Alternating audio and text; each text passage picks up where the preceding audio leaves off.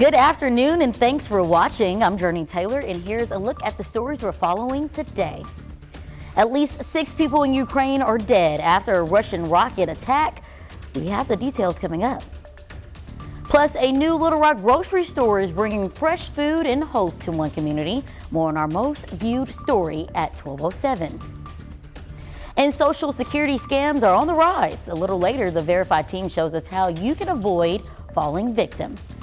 More on those headlines soon, but first, a look at weather with meteorologist Nathan Scott. Nathan, listen, I just want to sing Rain, Rain, Go Away. I'll stop there. Good morning. I don't know what you're talking about. It's a beautiful day, Jurnee, if you're a duck or a frog or a fish, because it's very dreary out there. We are locked in with clouds across all of Arkansas, keeping the temperatures down into the 50s for most locations. It's 60 in Mena, 55 in Camden, 52 in Conway. We've been dealing with rounds of showers and storms over the past couple days. You see another batch of moisture moving across central Arkansas at this time, but it is starting to dry out somewhat. Saline County into Garland County, so we will see a break in the activity, but more showers and storms are developing in northwest Arkansas, also Oklahoma. All that is making its way off to the east. So expect a chance of scattered showers and storms to continue. Yes, there will be a little bit of dry time, maybe for the early afternoon hours before that next round moves in here from Oklahoma. Temperatures out there today, only into the mid to upper 50s, 70s down to the south, and that's because warmer air is trying to make its way in here, but will fail to do so in central Arkansas. Now, the showers and storms are out of here for Friday. I'll have more on that forecast and talk about more chances of rain going into the weekend coming up. Russia's military has launched a massive rocket attack across Ukraine, killing at least 6 people. The strikes that came as most people slept were the most punishing attacks in the country in nearly a month. CBS's Imtiaz Tiab reports from the city of Dnipro. In a blistering assault, a battery of Russian missiles and drones struck several major cities. Little was spared, and lives were lost, as millions more were plunged into the cold. It doesn't make sense to me how this can happen in the 21st century, this resident says. It's like we're being attacked by wild people, just savages. All winter, the Kremlin has ruthlessly been targeting Ukraine's infrastructure in missile and drone attacks. But it's in Bakhmut where the fighting remains the most intense. The head of the Russian mercenary group Wagner is claiming his fighters have captured key urban areas after 7 grinding months of running street battles. As the Kremlin continues to desperately pursue its first major territorial gain in over half a year. In Chasiv Yar, only a few miles away, we met Badya, who just returned from the front. It's tough, he says, really hard. There are losses, but we can't win without that. Losses felt no more acutely than at the funeral of 29-year-old medic Yama Riklitska, who was killed treating injured soldiers in a field hospital outside Bakhmut. Her mother cries in anguish, "Oh, Yana, my baby, my little one," as she says her final goodbye. Imtiaz Taib, CBS News, Dnipro, Ukraine. Also in other news, one of the surviving Americans who was kidnapped in Mexico Friday is recovering from surgery in a Texas hospital this week. A U.S. law enforcement source told CBS News investigators they believe the notorious Gulf Cartel was responsible for the attack, though it's unclear why. The governor there said the victims were moved to multiple locations before being found at a stash house outside the city, adding that the man who was guarding them is in custody. Mexican officials are still investigating while U.S. officials are working to get the bodies of the other victims back on American soil. In a THV 11 update, Governor Sarah Huckabee Sanders' education plan, the Arkansas Learns Act, is now law. It is one of the most wide-reaching pieces of legislation the state has ever seen, but the law won't go into effect until the beginning of next school year. There are still a lot of questions, even after weeks of discussion and debate in the legislature. one of the biggest the voucher program offered in the LEARNS Act. We had the chance to sit down with Education Secretary Jacob Oliva last night. Here's what he had to say about the implementation of that program.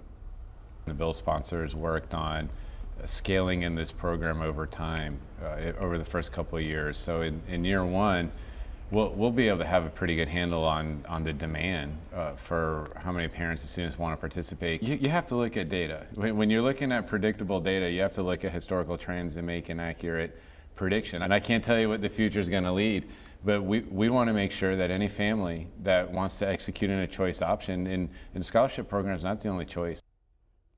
Another big talker of the LEARNS Act, teacher salary increases.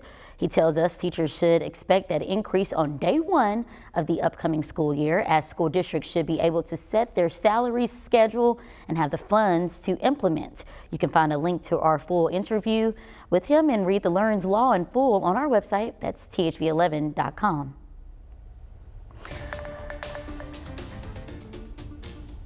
Little Rock police are asking for your help finding a man who robbed a gas station at gunpoint. Now, instead of asking you to look at him, they want you to listen and see if you can recognize his voice. Open the registers up. Put all the money in there. Who all in here? Hurry up. Investigators say this happened February 21st at the Super Stop Sunoco on West Roosevelt. If you recognize this man's voice or know anything about the robbery, you're asked to call police. You can remain anonymous. After years of code violations, the owners of Big Country Chateau apartments must pay up. A judge issued the order yesterday saying the owners must now pay an estimated $30,000 in fines. It's all for recent life safety violations, but an amount that's a fraction of the charges inspectors found over the past year. But some tenants want a harsher punishment. They want the complex torn down. New managers, however, are hoping they can start fixing the problems instead. Well, if you use JFK in North Little Rock, you've likely noticed some construction work that's creating a bit of traffic. It's all a part of a city plan that dates back a decade. It's called the Jumpstart Project, happening in the Park Hill area. You can see the broken concrete and newly paved sidewalks. Developer Robert Birch says this could be a boost to North Little Rock's economy. When you add that added layer of rules of what they have to have, what their driveway standards are, we had to meet all those. The traffic headache won't last forever. Birch expects the project to be finished by October. Well, the most viewed on THV11.com, neighbors in one Little Rock neighborhood have a new and more convenient place to buy fresh groceries. When Kroger on Colonel Glenn closed last August, city leaders expressed concerns for the area becoming a food desert. Now Edwards Cash Saver is open in its place, and they say it's a big step in the right direction. Steve Edwards with GES Incorporated says he didn't realize just how big of an impact the store will have until Tuesday's soft launch opening. It really kind of even got me emotional. Someone came up to me and shook my hand and just said, "Thank you for saving this community." There is a Shoppers Value store close by, but Ward 6 City Director Andrea Lewis says this community needs more options, and this is a positive change. She hopes to see even more places open in her ward. As for the new store, it's now open to the public every day from 7 a.m. until 9 p.m.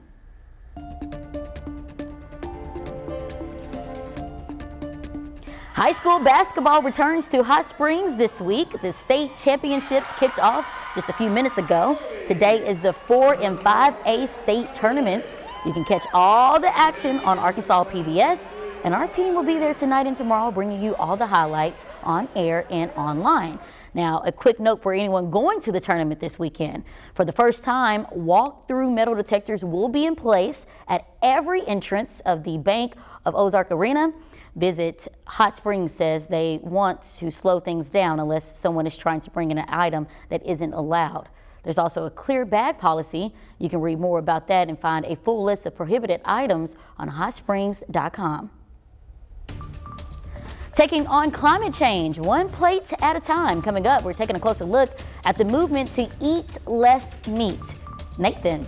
And we're continuing with wet weather around the region for our Thursday afternoon. We're going to see the rain move out for Friday, but more showers and storms expected for the weekend, and some storms could be strong. I'll have the latest on that severe weather potential coming up.